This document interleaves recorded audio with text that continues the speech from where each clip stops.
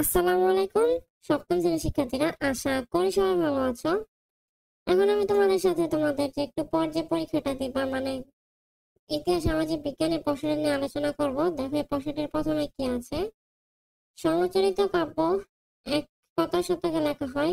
ইবনে বাতুতার লেখা থেকে নিচের কোন পণ্যের নাম পাওয়া যায়নি? গন্ডক ককিনী কি? বাংলা রেশমি বস্ত্রের খ্যাতি কি ছিল? এই প্রশ্নটা তোমরা দেখে নাও, এটা দিয়ে তোমরা ভালোভাবে পরীক্ষা দিও।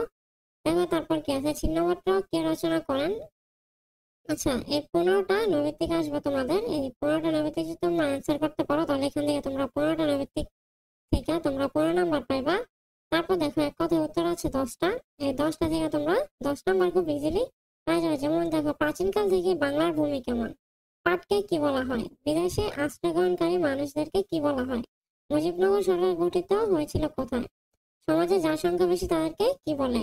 বাংলাদেশের আইনসভার নাম কি? তারপর দেখো, পানি কি ধরনের সম্পদ? বাংলাদেশের কোন নদীতে বাঁধ দিয়ে জলবিদ্যুৎ প্রকল্প তৈরি করা হয়েছে? সুতা কি থেকে আসে?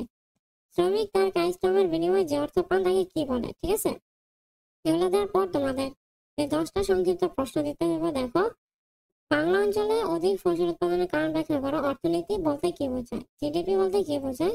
মহান মুক্তিযুদ্ধে অবদান রয়েছে এমন 4 জন বিদেশি বন্ধুর নাম লেখো। অপারেশন সার্চলাইট কে বুঝিয়ে লেখো।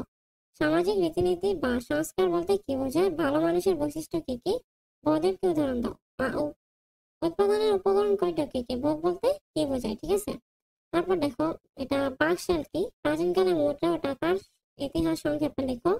মুক্তিযুদ্ধে গণমাধ্যমের ভূমিকা বর্ণনা করো। আর রাষ্ট্র কি? রাষ্ট্রের বৈশিষ্ট্যগুলো বর্ণনা করো। এটা হচ্ছে তোমাদের যে রচনামূলক প্রশ্ন আছে সেটা।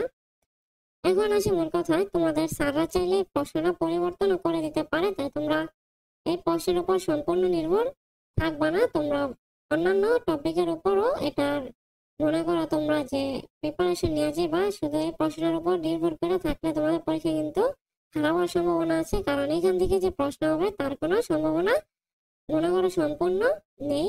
তাই তোমরা এটার পাশাপাশি অবশ্যই অধ্যায়গুলো ভালোভাবে প্রিপারেশন নিয়ে যাবা। আল্লাহ হাফেজ।